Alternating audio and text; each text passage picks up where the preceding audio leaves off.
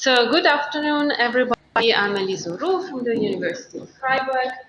I am the work package leader of work package 5 in the NeTIRail project, which is concerned with the societal impact of railway innovations. That's why my presentation is called Railway and Society. I'm going to present alone, but work package 5, like all other packages, is the product of teamwork and cooperation with the other partners, particularly in our case, partners from Slovenia, Vlasta especially, but also from Romania and from Turkey were very, very important to develop this work package, and especially because of the surveys which we carried out on the NeTIRail case study lines. I will talk about them later on. So thank you again for the cooperation, and just so you know, it was a teamwork, and of course also with work package 1, the University of Leeds, and work package 6, we are working tightly together. Okay. So work package 5 was concerned with the societal analysis of the effects of railway innovations. We had a couple of aims in our package. The first one was to assess the societal impact of the innovation, which cannot be monetized. And sometimes you cannot monetize some effects because you don't have the data, the empirical data to do that. Sometimes also, depending on your approach, you don't want to monetize things like fairness, equality, and so on. You might have both kind of restrictions. Then we wanted to integrate those matters of equality, fairness, and so on into the analysis. And we wanted to make the decision makers able to also consider those aspects when they have to take decisions about railway innovations. And we are trying specifically to do that by putting the results of the societal analysis, of the cost-benefit analysis into the web application that my colleagues talked about just before. Okay, how did we do that? We had 5 steps towards these aims.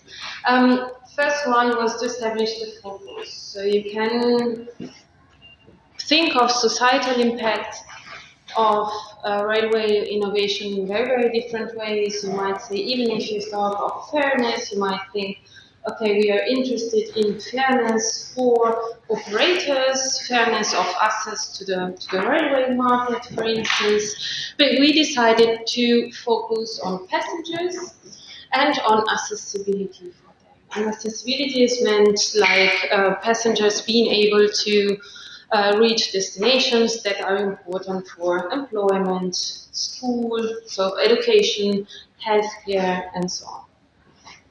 You might also, so another interesting thing to do would be to focus on residents of the areas, but we were not able to do that. We had to focus on passengers.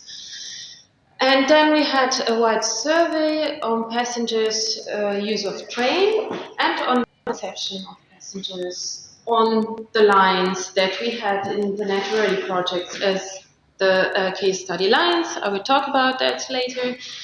Then we developed a methodology to assess, to use those data to assess the societal impact, and we realized it is right. Then we integrated it with a cost-benefit analysis, with the economic analysis, and now we are still trying to put all those results into the GIS Web 2.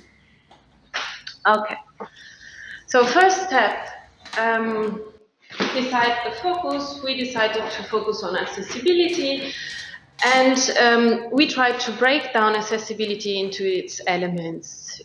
First of all, because we wanted to, at least in part, quantify the impact. So you need to look at very specific elements.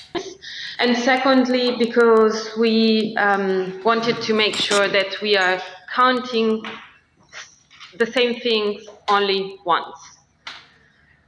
So we broke down accessibility into its components, and that are ticket fares, quality of travel, travel times, and distribution of destination. The idea behind that is that for passengers is easier to reach, say, the employment destination if ticket fares are not too high, or if they so if the trip are safe, or if travel times are not too long, if trains are punctual, and so on. But in the end, we found out that the specific innovations developed in NeTIRail have no influence, or at least not direct influence, on ticket fares, and also not on distribution of destinations. So in the end, we just focused on the two central parts of accessibility: quality of travel and travel times.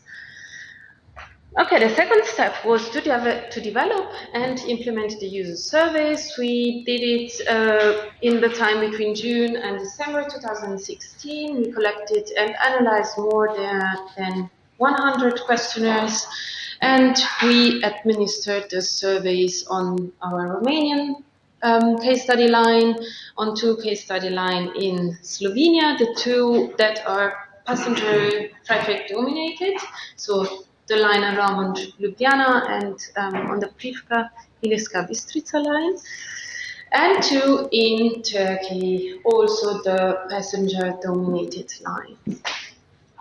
The results, I'm just going to give an overview, but just to show that what we found out is really not trivial. So we collected most of the questionnaires from Slovenia, around 500, and then the rest from Turkey and Romania. So those are the results regarding the purpose of journey on the Romanian line.